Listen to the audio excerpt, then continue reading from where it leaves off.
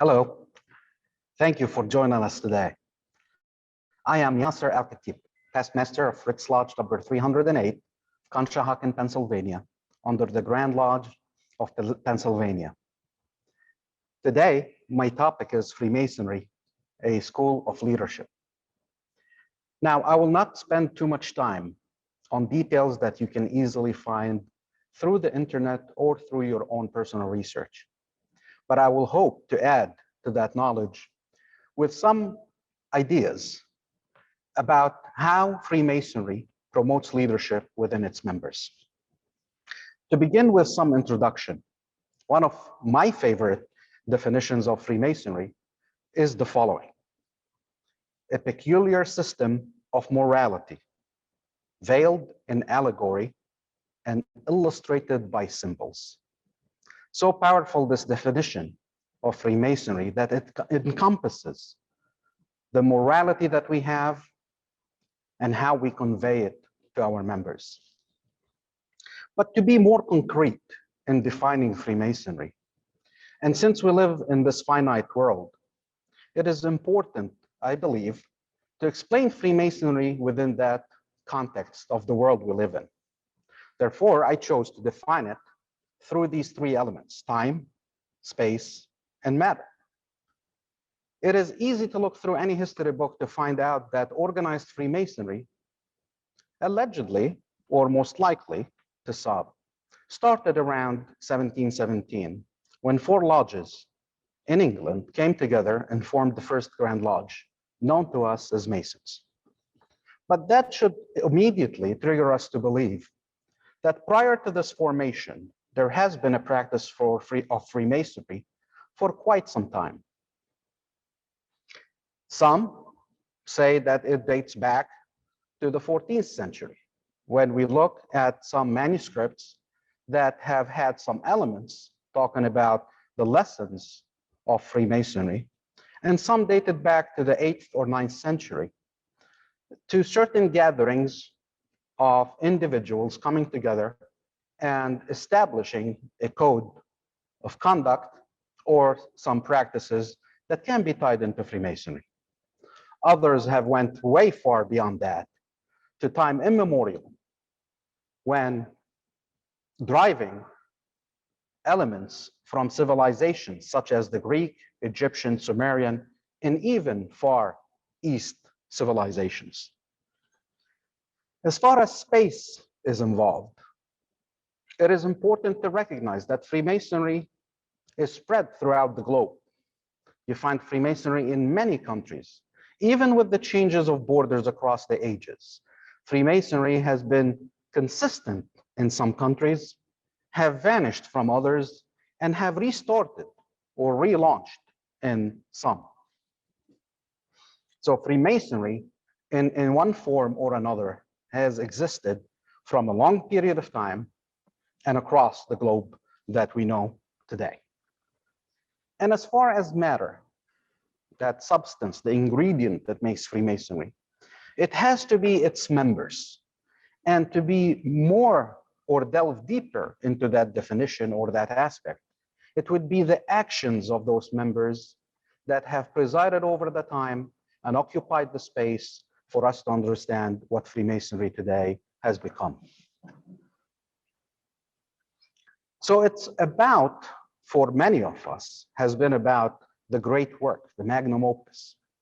This work that has been derived from these past schools, that several schools throughout history, where it started with a confession, and not in the religious sense, but in the sense of realizing oneself and one's needs, to the illumination of knowing how to start that journey of achieving that human, that essential need, to educating oneself and enlightening oneself on that path and learning from the experiences, and finally towards that transformation, the transformation of men, the transformation of the self into a better state, into a better man or a better human being in our societies and in this world. Excuse me. So it is not surprising when we see Freemasons inspired by alchemists of the 16th and 15th century and their basic theory of transforming metal into gold, but then taking it further into the transformation of the spiritual and humanistic aspects of human beings. Therefore, it is important to realize that the first step in that transformation, and the very most important step for us Masons, is the initiatic experience. Excuse me. The initiation is the single act of that beginning, the start of the self-realization on the path of transformation and betterment. That is followed through charity. And our charitable acts are a means of improving and softening the heart. And finally, through our ritual, our everlasting reminder, never-ending reminders of how we need to conduct ourselves and how we need to subdue our desires and our passions in order to channel them into that more energetic and positive attitude. Therefore, this transformation is really touching on the mind, body, and soul. The initiatic experience is that elimination of the mind. Charity is the softening and habituation of the soul. And ritual is the control over that physical body that we all possess. So how does Freemasonry transform men? We in Freemasonry have this beautiful motto that we make good men better. We make them leaders. And that is the purpose of this presentation. Leaders don't create followers. They create more leaders. And it's very important to define the difference between managers and leaders, because many sometimes confabulate or like mix the two definitions into one. One of my favorite separations between the two is that managers light a fire on their people, while a leader lights a fire in the hearts of humans. It is about that passion versus making sure that the task or the work is done. It's about making you want to make that difference and change rather than have to make that difference and change. That's what, to me, leadership is about. And it's important to have leadership. The lack of leadership in a study by Gallup, a very well-known surveyor, has shown that globally the cost of poor leadership approaches $7 trillion per year. It equals 9 to 10% of the world's GDP. About 1.2 trillion per year is the cost in the United States for poor leadership. So how does Freemasonry? It is easy to know the what and when. It's harder to figure out the how. And how does Freemasonry transform good men and make them better? How does it transform the humanitarian experience in all of us? It is through these 6 elements that we see through our rituals, that we see through our practices on a daily basis. First is listening. Second, skill building, creating habits, teaching storytelling, discipline, enforcing discipline, and ensuring morality and ethics. It's very interesting that the 2 words, silent and listen, are made out of the same number of letters, the exact letters. So when you read about Freemasonry commanding silence or secrecy, I urge you to contemplate about a new person coming into a new crowd and trying to quiet the mind so they can learn something new and something that is going to be beneficial to them. We walk into new situations, and the first thing most of us do is try to assess the situation. You have to try to quiet that mind, and silence or listening is a key element in doing that.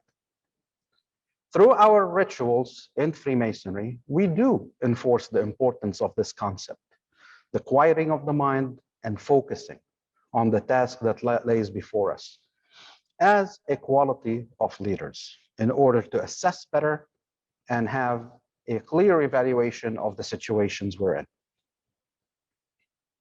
Second, skill building.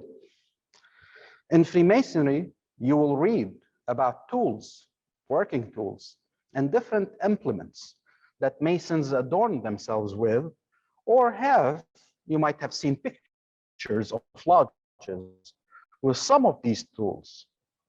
Some of you might recognize them right away as building tools.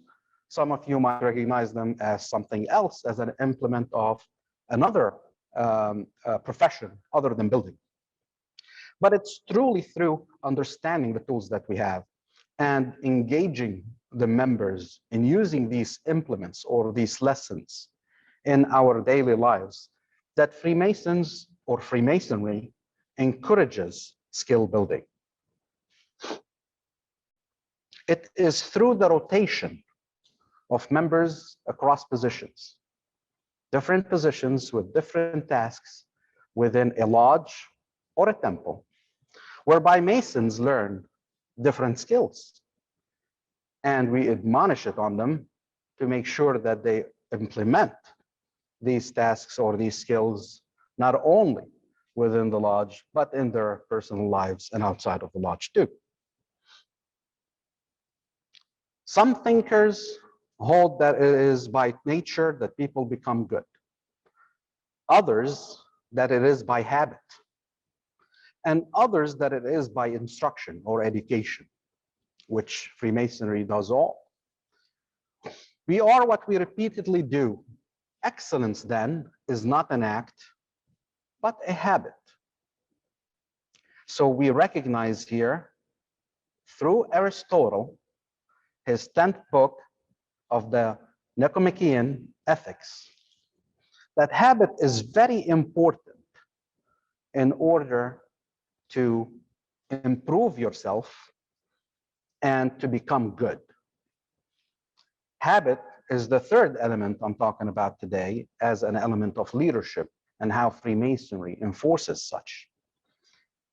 How do we create habits? How does Freemasonry create habits in its members? Well, Masons learn the importance of time. Masons learn when to speak, when to move, and when to act, and when to refrain. Throughout our rituals and lessons, we learn the importance of repeating our behaviors, the good behaviors, in order to become better at it. So habit is another element of how Freemasonry enforces leadership in its members. Storytelling helps leaders become more effective by inspiring the organization, setting a vision, teaching important lessons, defining culture and values, and explaining who we are and what we believe in. There is not one degree or a ritual in Freemasonry that does not have a story embedded in it and a moral lesson derived from that story. We'll leave it upon the member to contemplate on it. We don't say, this is the way. We don't say, this is the lesson. But we'll leave it to our members to really contemplate, think for themselves, and realize those values. But storytelling throughout history has been known across leaders as an important tool to convey a message, to convey the vision, to convey the mission, and to lobby individuals around the common good cause. One of our famous brothers, a leader known to many of you, President and Brother Harry Truman, said, "Not all readers are leaders, but all leaders are readers." So how do we develop storytelling? It is by encouraging readership among our members. Here are some examples of how the Grand Lodge of Pennsylvania promotes readership across its members. First, we have the Masonic Library and Museum of Pennsylvania, who's hosting us today. And they have this very nice program, a circulating library, whereby any member can borrow a book, read it, return it, or many books, and read them, return them with no limit.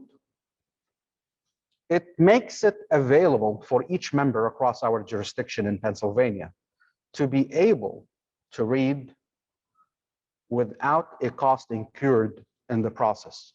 It's part of the benefit of the membership for Pennsylvania Masons. Second, since 2000, our Grand Lodge have constituted the Pennsylvania Lodge of Research, which is open to Master Masons in this jurisdiction to become members of, whereby lectures are offered and research is conveyed to the members to improve their knowledge and improve their education. And last, we have the Academy of Masonic Knowledge, a 3-tier program available for all Master Masons in Pennsylvania to engage in, read books, create research and education programs, and earn credits, passing from one level to the second to the third to earn the title of Master Masonic Scholar at the end. 3 examples of how the Grand Lodge of Pennsylvania pushes and encourages reading and hence empowers the minds and education of members and improves the ability to storytell. Discipline and order is another element of leadership and how Freemasonry promotes leadership across membership. Many of you might have read the motto, Ordo ab Chaos, order from chaos. It's in our oath and obligations that we strive for harmony and reach for discipline to ensure that the system and the whole is stronger than the one person or the individual, in order to teach us that in unity and working together and inspiring each other, much good can be made. And all that in a pledge to serve humanity, and our charitable works and the amounts that are spent on an annual basis by Masonic organizations to serve humanity are out there for all of us to research and be very much impressed with. A leader is best when people barely know he exists. When his work is done, his aim fulfilled, they will say, "We did it ourselves." Freemasonry doesn't take the credit for its own. Freemasonry does the work in quiet for the benefit of others and hopes that they thrive and fulfill their happiness, even if no recognition comes back to this craft. This is a beautiful saying that ages thousands of years ago by Lao Tzu, the Chinese philosopher. And finally, ethics. Hardly there is a degree that does not talk about morality in Freemasonry. We preach it, we live it, we execute it on a daily basis. Freemasons are honorable, ethical human beings. I'll take it further. Freemasons are honorable, ethical leaders, not only in their craft or their congregations, but in their communities and in their countries. We enforce those lessons. We continue to preach the importance of living an ethical life. But as you heard me say earlier, it's a finite world that we live in. It's an imperfect world. And us as humans, we are part of that imperfection. What Freemasonry teaches us is that we need to continue to try. And even if we slide, we have to make the aim to try again to climb. Now, leadership training costs, and this is just, I want to share with you this important message about how important is leadership in our community in the United States, for example. But on a global basis, it's the cost for leadership training, to give you an example, is almost 366 billion. This is according to trainingindustry.com. In the US itself, leadership training costs around, or is estimated at 166 billion annually each year. That's how much corporates and individuals spend on leadership training, recognizing how important it is.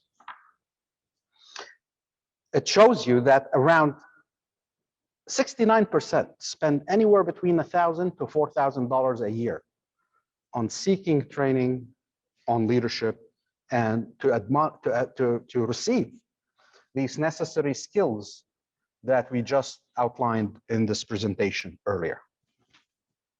Well, in addition to the 3 offerings that help our members with reading and storytelling and knowledge, the Pennsylvania Grand Lodge leadership seminars that were launched in 2018 under the leadership of Brother Gene Herrett, who's with us today, Right Worshipful Past Grand Master, internally developed a series or a program for members of this jurisdiction to benefit from. Since 2018, they delivered 8 seminars to this date. And of course, hindered by COVID, they were only able to deliver 1 seminar last year, but they're planning this year to deliver 3 additional seminars. So far, they've been able to engage more than 260 members through this training. Imagine 260 members. If we said they're spending outside of Freemasonry 1,000 to 4,000, it's easy math. 260 multiplied by the 4,000 is a big sum that our Grand Lodge has made available for our members. I cannot thank you enough for being with us today and for bearing with us in the understanding that what we provide and what we do for the outside world, outside the walls of our craft, really stems from our love to our fellow man and our pledged role as leaders in our communities, in our families, and in our nations. I would like to thank the Masonic Library and Museum, specifically brothers Michael Comfort, Lee Martin, and the Executive Director, Mike McKee, for inviting me to speak today. And I would be remiss if I did not thank our leader, Brother Thomas Gammon IV, Right Worshipful Grand Master of Pennsylvania, for his leadership and sacrifices, leading us through one of the toughest times in the history of our nation during a vast and very strong pandemic. Thank you. All right, well, we want to thank you so much at this time for taking the time to be with us, from your valuable time to join us. We hope that we've been able to share with you some of our passion and some of what our beliefs are around Freemasonry and its effect on our lives.